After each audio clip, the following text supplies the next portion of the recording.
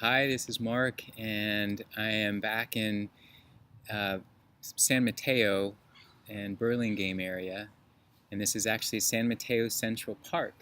They call this Central Park, and it's nice. It's a beautiful sunny day, and I just worked with some clients down here on yoga in their beautiful home, and now I'm doing a reading from the Golden Present Daily Inspirational Readings by Sri Swami Satchidananda. And I'm doing this 365-day video project. Somewhat of a challenge, but I just call it more of a project, and it's a practice.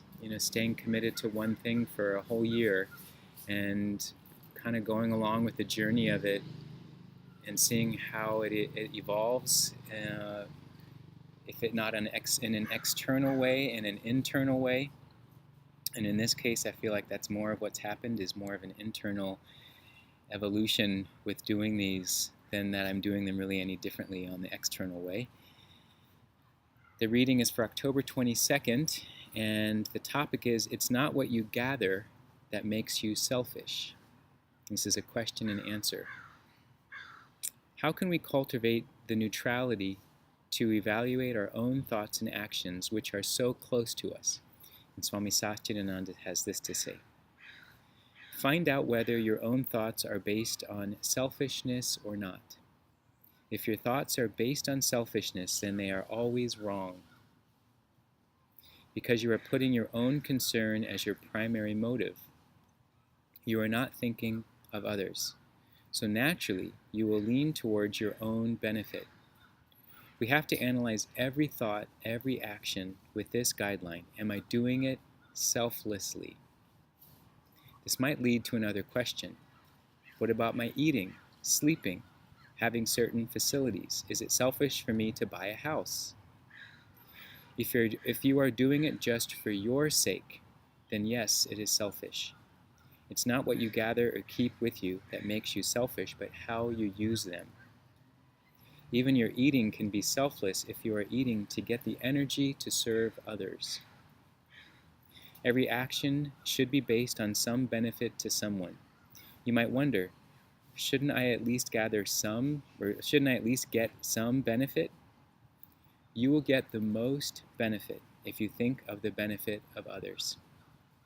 That's why I sometimes say the most selfless person is the most selfish person, because by being selfless, you keep yourself happy and peaceful always. This is a big one. I feel like I have multiple conversations with people about this. A lot of people are learned to, do for others, to think of others first, not to get so self-absorbed, so selfish about your actions. And then some people say, well, don't I have to also take care of myself? And don't I have to take care of myself before I can really be there for others? And I feel like that's what this reading does point to. And the answer is yes, so long as that effort of whatever it is that you're doing for yourself, to take care of yourself, that in your thoughts, in your actions, you know that you're doing it for the benefit of others, so that it's not completely this self-serving, self-focused experience, but that there's a sense of doing it that it has benefit for others. And that's just a way to do this in a spiritual practice. It may not be how you think about it at all, but it's a way to consider this when you're someone who may feel called to be able to help others or be there for others, to want to be of service to others.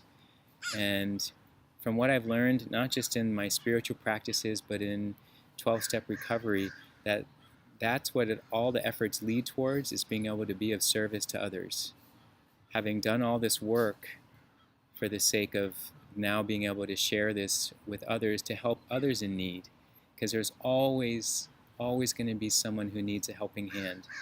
And there are times when we ourselves need that helping hand. So if we're exercising this muscle to recognize how we can benefit others by taking care of ourselves for the benefit of others, then I feel like that creates a more peaceful culture to be able to be amongst, and that then you are amongst that culture. If you are sharing that, if that's the way you're being with others. And I have friends that are, whether you're going on a retreat, someone I know who's leaving on an 8-day silent retreat for themselves. And you could think like, well, that's so selfish. How's that? But it's to kind of go inward and think about their actions and how can they be a better person, or how can they confront some of the things that they feel they're wrestling with, and they need to be able to be in a quiet space. Maybe that's a way to think about it. Someone else who's traveling, in another country, doing it for the purpose of bringing compassion and understanding for other ways of life, understanding other ways of being in the world. There's not just one way to do this, but when we open our hearts and see that there's so many ways that people are living, and maybe people who just naturally live in a way that's a life of service, we can learn, and that can help change us, and then we can help change others. I have to think about even, doing these readings and these videos. At first, it was really an effort to help strengthen my practice with this, and now I recognize the more that I do this, that I do want this to be of service. And while at first I was timid about that and didn't feel that that was something I was going to be capable of, or who cares, or is there any real value, but I know that my intention around wanting to do these is to understand these teachings better so that I can share them more plainly and in a way that feels more accessible and usable, doable, practical for people's lives, because I know it's benefited mine so much. And I feel the more we can have an understanding of our peaceful nature, it can help bring balance to all the parts of ourselves, because we have all the emotions. I'm not without anger and resentments or jealousy or sadness or